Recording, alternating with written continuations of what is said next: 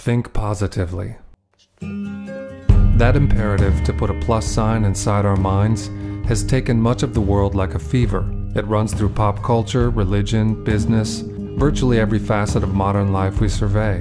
But Mitch Horowitz's new book, One Simple Idea, looks deeper. He digs into the roots and the story behind the sensation. Mitch joined me to talk about the hidden history behind positive thinking, which we know by many names, including the law of attraction, the secret, and others. So to begin with, Mitch, what is this one simple idea? The essential belief of positive thinking is that thoughts are causative, that what we think actually has a concrete effect on our experiences and circumstances, not just in a psychological way, but in an objective and material way. This idea had its earliest stirrings in the New England states of America, starting in about the 1830s with the advent of what was called the mental healing movement. And there were a variety of people experimenting in New England. In particular, a clockmaker named Phineas Quimby, who lived in the state of Maine, and they were attempting their own protocols and experiments around using prayer and visualization and different hypnotic states or trance states to heal the body. They were at times experimenting with ideas that had crossed over from Europe that were called mesmerism. There was a Viennese healer named Franz Anton Mesmer who theorized that all of life was suffused with this invisible etheric fluid, which Mesmer called animal magnetism, and that if a person could be placed into a trance state or mesmeric state, this later became the practice that we call hypnotism, his or her animal magnetism could be realigned and illnesses could be cured. Mesmer's students tended to edge away from the idea of animal magnetism, and they were struggling more and more to understand some of the cures that seemed to occur during these mesmeric trance states as products of the mind, and they were struggling with a language to describe their earliest conceptions of the subconscious mind or the subliminal mind, or later became called the unconscious mind. But many of the people who were experimenting with these methods were religious as well, and they believed that these mental cures were not just a product of some unseen thinking faculty within us, but they were a product of divine laws as well. And that's where Swedenborg comes in. Emanuel Swedenborg was a scientist and mystic in Sweden who lived and worked in the 1700s, and he theorized that man lived in two worlds. We lived in the material world that we experience day to day, and we lived in an invisible cosmic world where there were all kinds of cosmic laws and forces that we could become sensitized to that could have an effect on us here on Earth. So the mental healing folks were dealing with ideas from mesmerism, ideas from Swedenborgianism, and they thought that through the mind we could channel some divine force that would heal the body. It was only later in the 19th century that these ideas expanded out of the realm of healing and more towards material things. And you mentioned the law of attraction. The law of attraction, unusually enough, first was coined as a phrase in America in the mid-1850s by a medium named Andrew Jackson Davis, who, among other things, was imbibing the works of Swedenborg. And Davis believed and wrote that there was a law of attraction that governed the kinds of spirit visitors that could be summoned up during seances based on the character and the personality traits of the people seated around the seance table, and that the law of attraction would also determine which tier of the afterlife we would go to based on the character traits that we showed here on Earth. So the law of attraction, in its original inception, was thought to be this law that determined basically what realm of the spirit world we belong to, what realm of the spirit world we could converse with based upon our moral and ethical behavior here on Earth.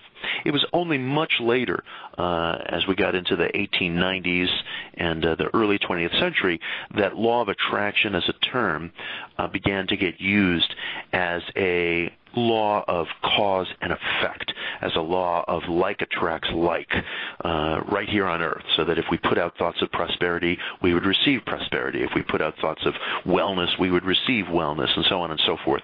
And it became the most popular catchphrase of the positive thinking movement. It wasn't really known until more or less the 1890s, late 1890s, as a law of mental cause and effect. But now the phrase itself is better known probably than any other to ever have emerged from that movement.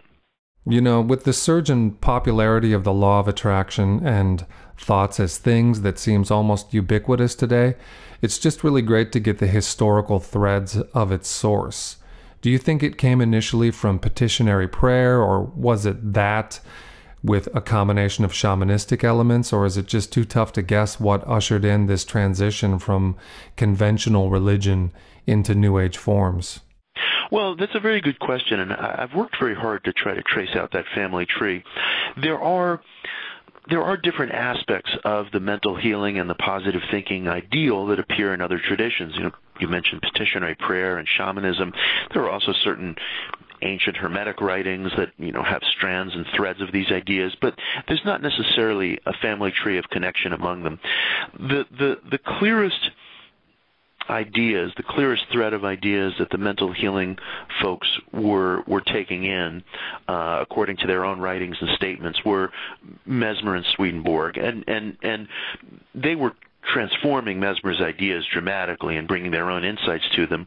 And in particular, there was a contemporary of Phineas Quimby's named Warrenfeld Evans, who had been a Methodist minister, but he left the Methodist pulpit to explore the mystical ideas of Swedenborg. And Evans really hit upon the core methodology of positive thinking. He wrote in his journals in the 1850s and early 1860s that thought backed by faith is the engine of creation, that faith, in a sense, is a way in which we can come in touch with and commune with God's intentions on earth, and that if we can combine a genuine and integral faith with our own mental pictures and visualizations, we can effectively come to know God's will, convey our will to the divine, and behave as engines of creation ourselves, or little capillaries or veins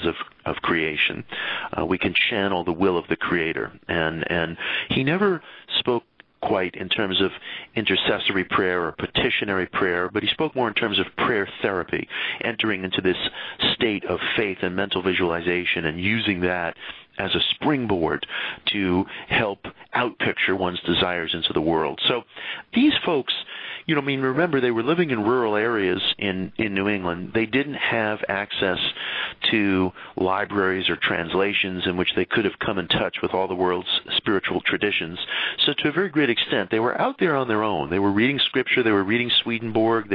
Mesmer had written very little, so they were hearing sometimes from students from England or France who crossed the Atlantic and were teaching mesmerism. And this was very much a homegrown philosophy. These folks were really out there on their own.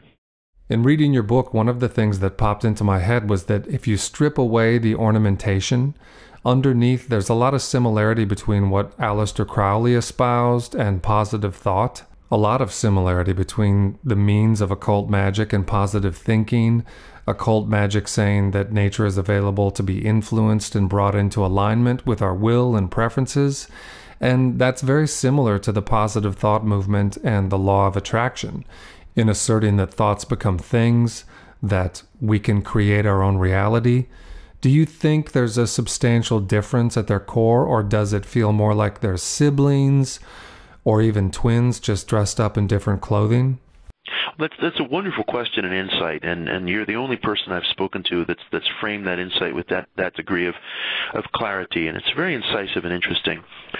In a sense, all of modern metaphysics has bent to the ideas of new thought or positive thinking. Every variant of practical mysticism or the occult, in whatever permutation or whatever outer dressing, deals with this idea of the manifestation of one's will or thought or desires. And so you'll find that in Aleister Crowley, you'll find that in Rhonda Byrne, you'll find that in, to a certain extent, although with a very different tone, in Warrenfeld Evans and in some of the progenitors of positive thinking.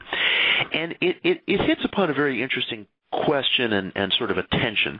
I mean, first of all, what it shows first and foremost is that this mind power metaphysics has come to envelop all mystical and New Age and alternative spiritual cultures, and not a few evangelical cultures as well.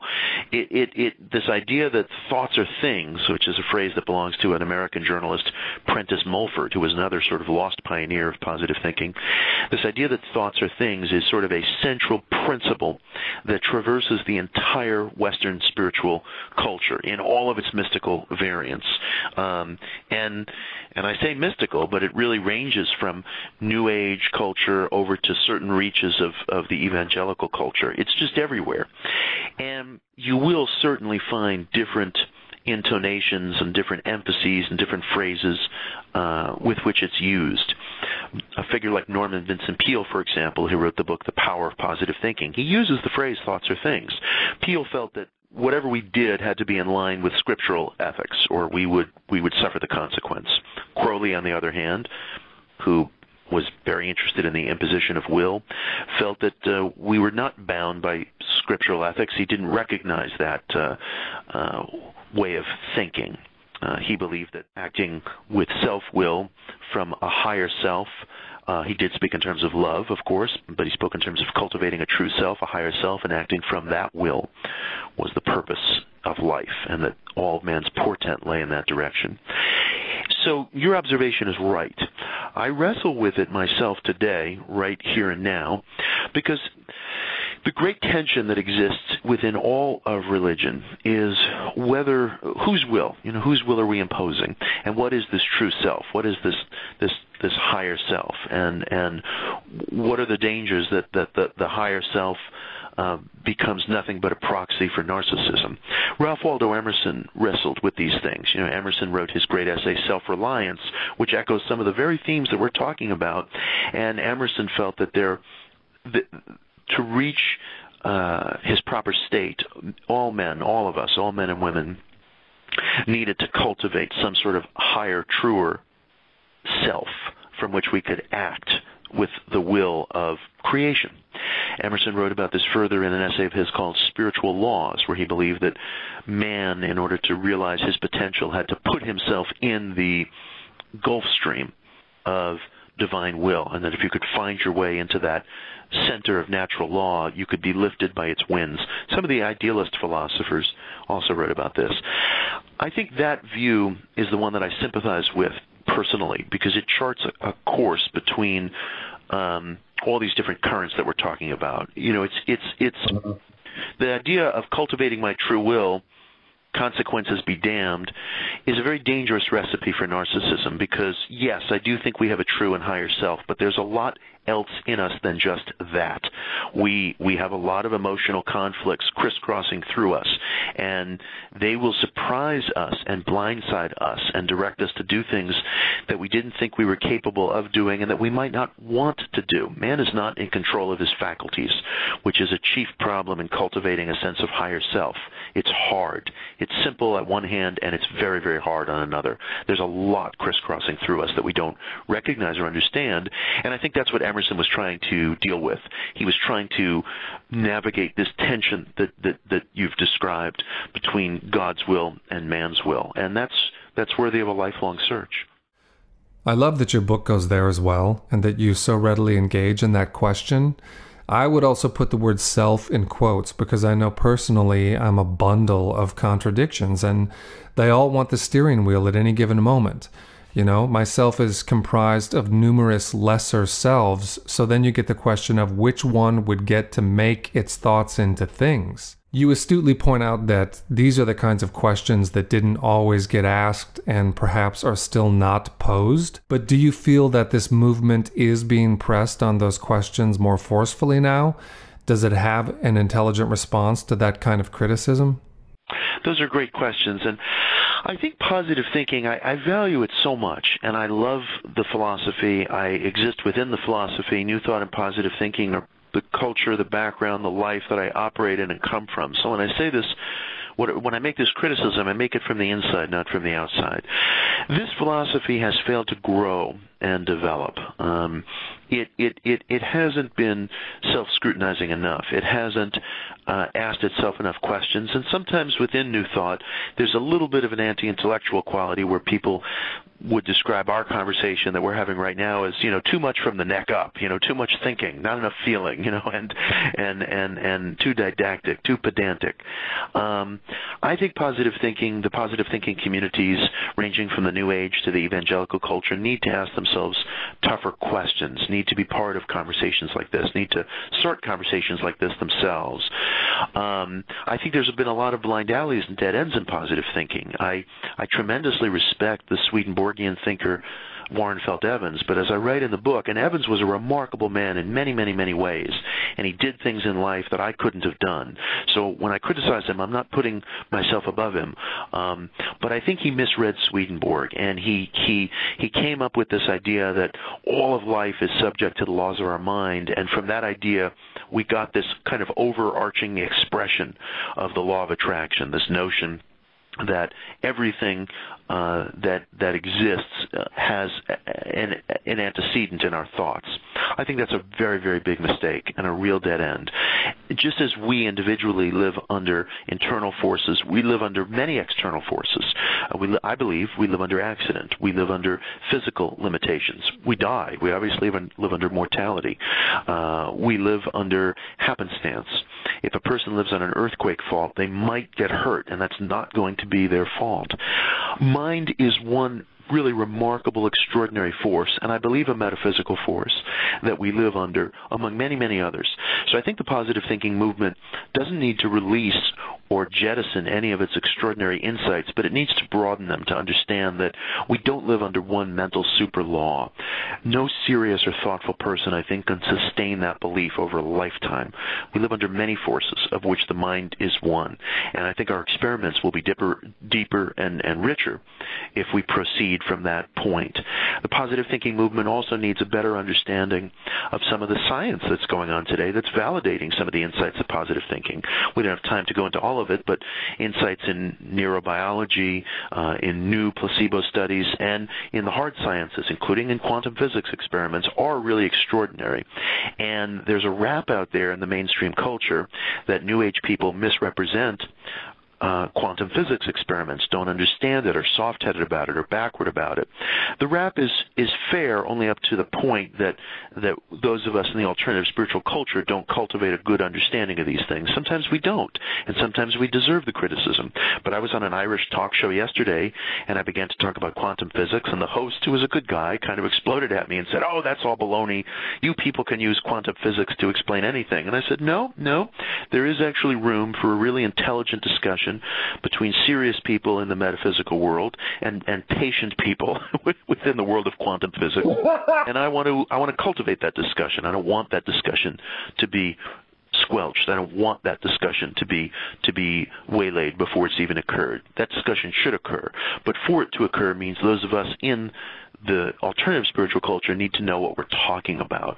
I always think the astrologer should know a little something about astronomy, maybe more than a little something.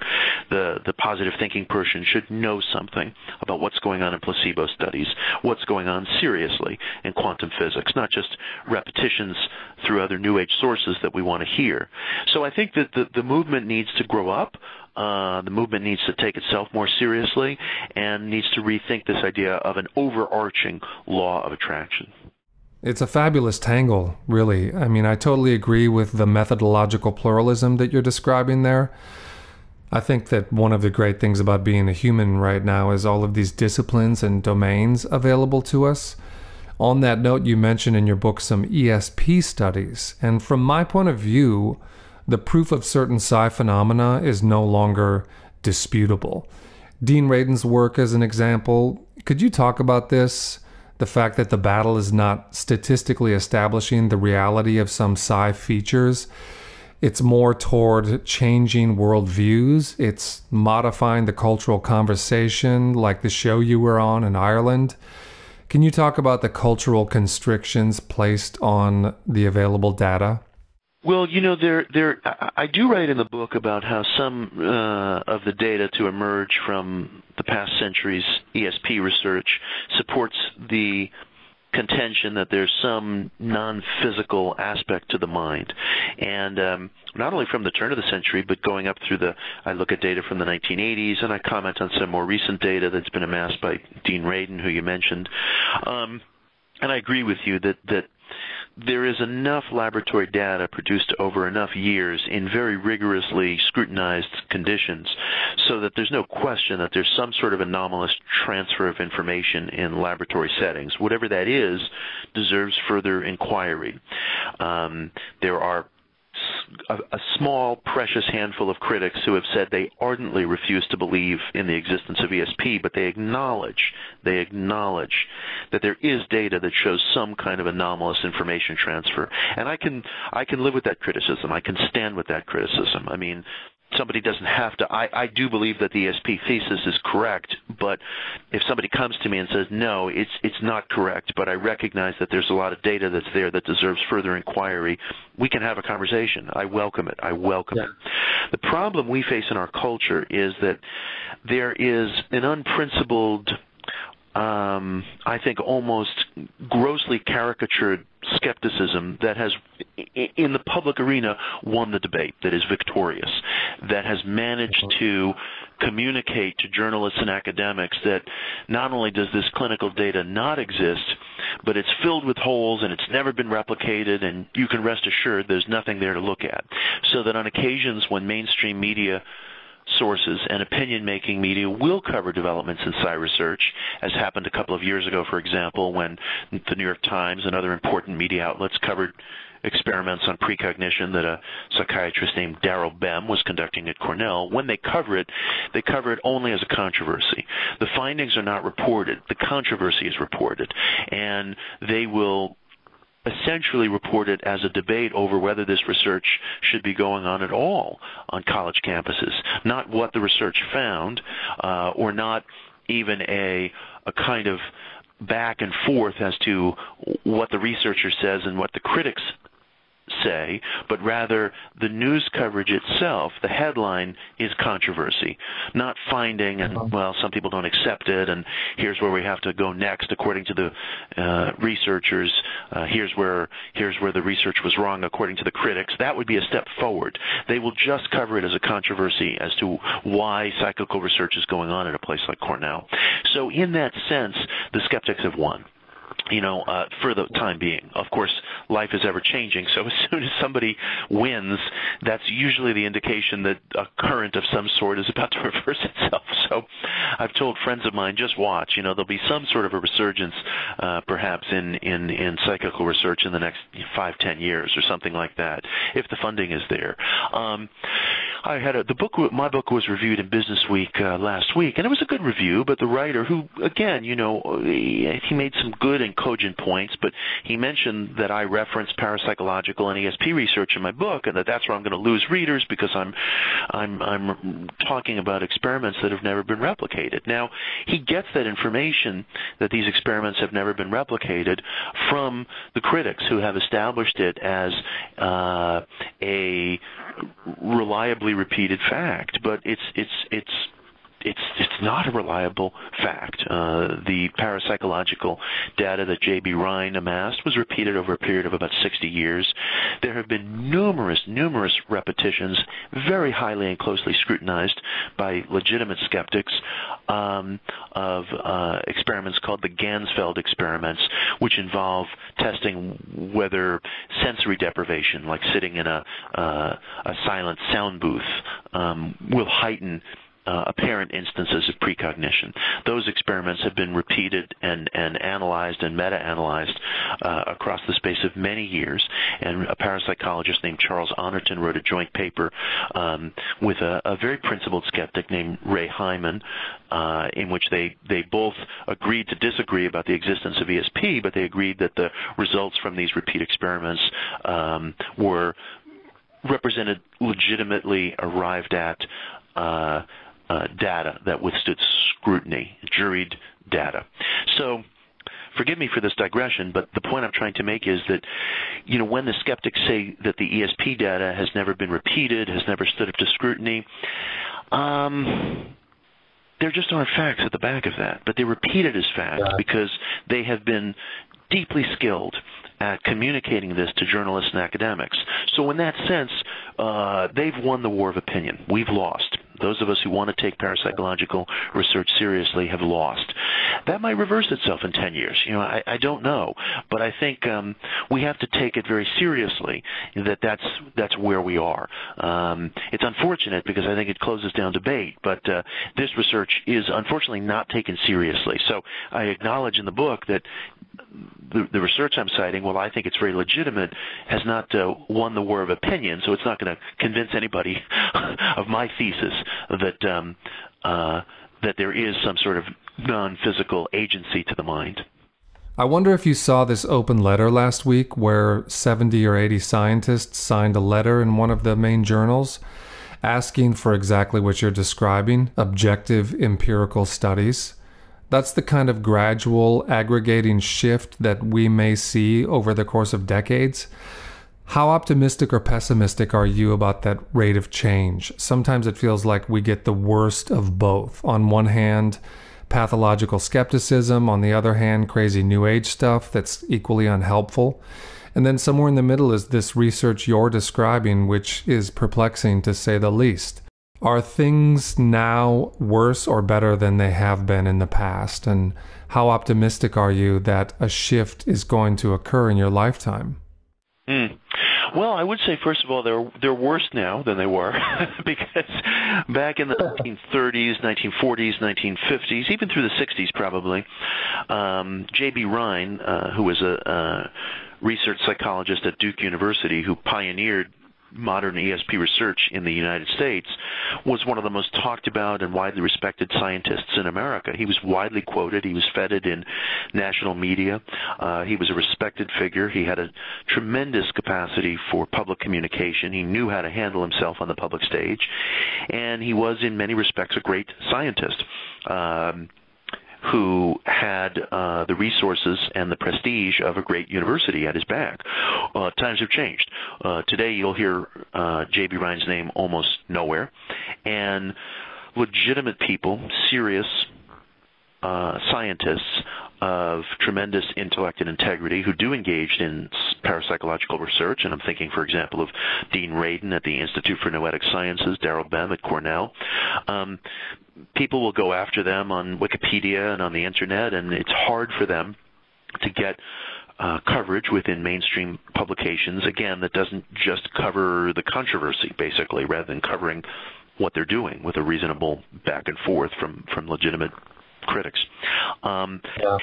So the situation, I would say, is pretty bad, and it is worse than it's been. And those are among my reasons for saying that the skeptics or compromised skeptics, in many cases, have won the war of opinion. I don't see any great reason to be hopeful other than the fact that life tends to go cyclically. The tide rushes in and flows out. And as soon as one argument seems to prevail, as soon as one point of view seems to prevail, another counterpoint appears to rise. Sort of self-satisfied Victorian Christianity found itself having to contend with Darwinism at some point, and then there are critics who ably responded in certain respects to Darwinism. Today, there's a strain of a certain, I would say, very didactic, narrow materialism that has, again, made tremendous inroads and strides into the media through a combination of wit and debate skills, and that a kind of narrowly conceived materialism has, I think, prevailed in the realm of philosophy and in a good deal of our public discussion about religion. But again, as soon as some tendency prevails, whether it's a compromised skepticism towards parapsychological research or a deeply witty and narrowly conceived materialism, usually just because of the nature of things, some page seems to turn and another generation or another set of ideas seems to enter. So I'm not writing off the possibility that in the next 5-10 years we may see some sort of a renewal of serious interest in alternative spirituality. It may come from the very impeccable and persuasive research that's being done right now into the physical benefits of meditation. The physical benefits of meditation, which is essentially a spiritual practice, are being documented in ways that are getting taken seriously, and that may crack open the door to a new iteration of research into parapsychology. Sometimes it seems that mystics and the esoterically inclined are so occupied with inward practices that they're less interested in the skillful presentation of what they experience, the data that they gather by conducting contemplative practice. Do you think that's one of the factors that keeps this enterprise limited? Well, that's a good question, and I agree with you. I do think that people who dwell within the alternative spiritual culture are rarely skilled at communicating with the mainstream nowadays. J.B. Rhine, the parapsychologist, was very skilled at conveying his research to mainstream people. There have been other figures, less well-known spiritual thinkers, like a man named Vernon Howard, who I admire greatly and write about in the book. He was a spiritual philosopher who died in 1992. I always felt that he was very gifted and skilled at communicating with people from any reach or any walk of life. I do think it's valuable. I don't think insularity or a withdrawal from mainstream life is practical or is necessary or is helpful. I do think that we should be able to carry on conversations across the culture. Years ago, there was a scandal in the Clinton White House when it was reported that Hillary Clinton was having some sort of spiritual sessions with the New Age teacher Jean Houston, somebody who I have a lot of respect for, and Bob Woodward wrote about this in the Washington Post, and these things were depicted as seances and weird counter sessions or what have you, and I feel that nobody was able to respond adequately at the time and say, look, that's not what was going on at all, and just walk him through whatever they were doing, whether it was visualization or creativity exercises, things that you find going on at most corporate retreats and such. I do think that it's helpful to be able to talk to the mainstream because, for one thing, I want to see people in this culture have a sense of options, and I don't want any path of inquiry to get stigmatized. And if New Age ideas get stigmatized, they become less available as an option to people who might be genuinely helped by them. So I want to see, for various reasons, those of us in the New Age spiritual culture be able to talk to the mainstream. So that's something that I think should be encouraged. One of the things I love about your book and your work is that it is conducted in the mainstream, and it's bringing up the quality of the conversation. Two captivating figures in your book that I'd love to get your thoughts on. One is Ronald Reagan, and the other one that I just love is Sherman Helmsley. Can you touch on each of them respectively? Sure. Two figures who I care a lot about, actually. I discovered Sherman Helmsley, let it be known very indirectly, in an interview in TV Guide magazine in 1982, that great esoteric journal, that he was a great fan and admirer of a New Thought occult book called The Kybalion, which some of your listeners will have heard of. It was produced in the early 1900s by a man named William Walker Atkinson, who wrote under a pseudonym Three Initiates, and it's a very intriguing book. It's a book, probably one of the most influential books of occult philosophy ever written, certainly the most influential, I think, of the 20th century, at least measured by readership, filled with interesting ideas. I was proud to recently record an audio edition of it, and Helmsley, the actor who became world famous playing George Jefferson on The Jeffersons, he swore by the book. He said there was a man who gave him the book when he was young. He wouldn't identify who the man was, and it changed everything for him. And actually, at first, Helmsley, who was intensely private, wouldn't tell this TV Guide reporter what book he was talking about. He sort of grumbled in a manner worthy of George Jefferson that he didn't want to advertise any book. But his housemate told the TV Guide reporter that the Kybalion was the book that Helmsley was talking about. And it was just very interesting because Helmsley was an intensely private guy, very successful actor, great comedic actor, very deep interest in Kabbalah, meditation, the Kabbalion, New Thought.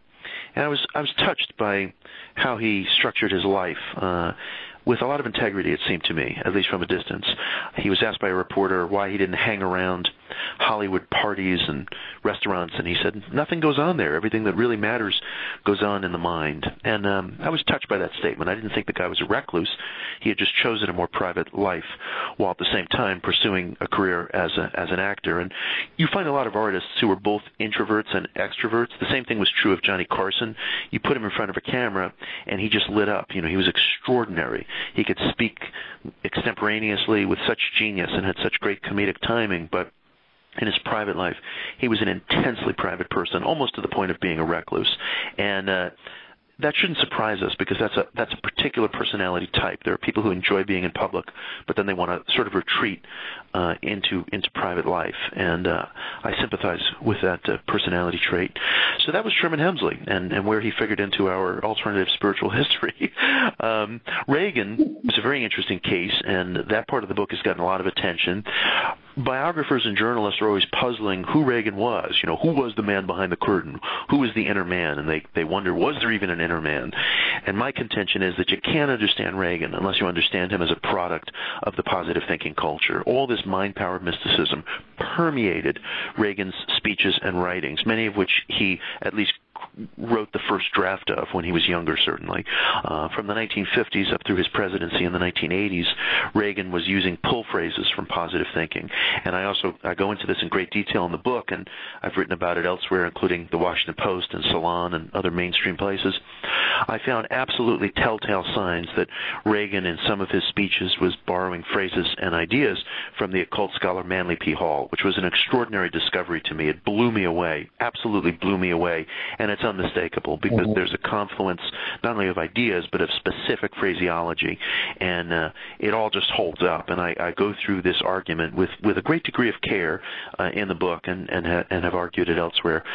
So Reagan, while he was many things and can't be classified in any one way, the 3 decades of his life that he spent in Hollywood left a very, very deep impression on him, not only in terms of his politics and his work as an actor, which he was proud of, but in terms of the spiritual and social mores of Southern California.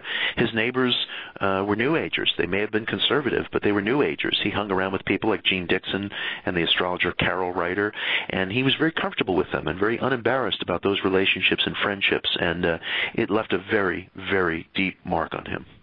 These are dimensions your book brings to the fore that I think have been absent from some discussions about Reagan. He didn't shun or become embarrassed by that background, you know, he celebrated it and remained loyal to it. He must have been advised to not broadcast a lot of this stuff, like the UFO encounters that he was very open and sharing about, and he never seemed to shrink away from all of that. It seems to make him a profoundly singular political figure in that way, and after reading your treatment of him, he made a lot more sense to me. You know, with Manly P. Hall and the esoteric dimension of his spirituality, this vibrant enthusiasm that you describe as fueling everything he did, the puzzle started to come together for me. And I thought, of course, that's what people were responding to, you know? They were resonating with that. And like a tuning fork, he held that over the country. And it was transformative for a lot of people. It almost made me nostalgic for a time when politicians were not as paralyzed with endless calculation of every minute move. Yes, I think that's just beautifully put, and I would agree wholeheartedly with everything you just said. You know, one of the things that really came to touch me about Reagan is how frank and unembarrassed he was about his metaphysical beliefs. And long after the point in his career when he surely would have been advised, Mr. President or Mr. Governor, why don't you cool it when talking about premonitory dreams? You know, he would work on these things, you know. When he was running for the presidency in the 1980 election, he sat down for a very long interview. I think it was a 3-hour interview with a freelance journalist named Angela Fox Dunn. This later was reprinted in the Washington Post and all kinds of significant newspapers. And he spoke quite frankly about his relationship with Gene Dixon and about what he called the foretelling part of her mind, which was his phrase for what he believed of as the premonitory part of her mind. And I just thought that was such an interesting expression, the foretelling part of her mind. He had obviously dwelt on this for a little while. He wasn't using garden variety phraseology, and he would speak about being proud of being an Aquarius on the zodiac wheel, and he would talk to reporters, including a reporter from the Wall Street Journal when he was governor of California, about having witnessed UFOs.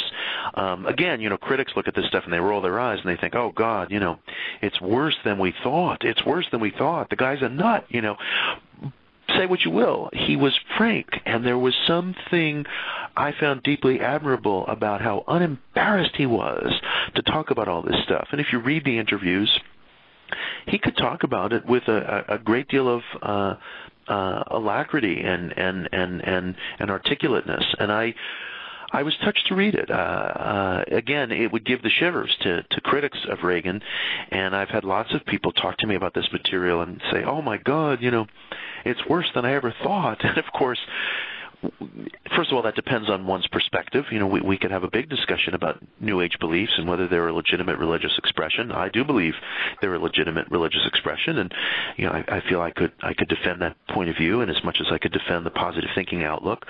But I understand the attitudes that are out there. Leaving that aside, the fact that he was in such a sensitive and public position, and that he would speak so transparently about these things, after, again, he had surely been advised at one point or another not to, I thought was quite refreshing and quite different from the norm in most of our political culture. Mitch, I know you have to go, but I want to be sure to let everyone know where they can get the book, One Simple Idea. Oh, well, the book is available just anywhere that you can buy books. It's One Simple Idea, How Positive Thinking Reshaped Modern Life. You can find it at Barnes & Noble, Amazon, independent bookstores, anywhere you buy books. It's out there. Mitch, thanks so much for being so generous with your time. I greatly enjoyed it. Mitch Horowitz is author of One Simple Idea and also Occult America.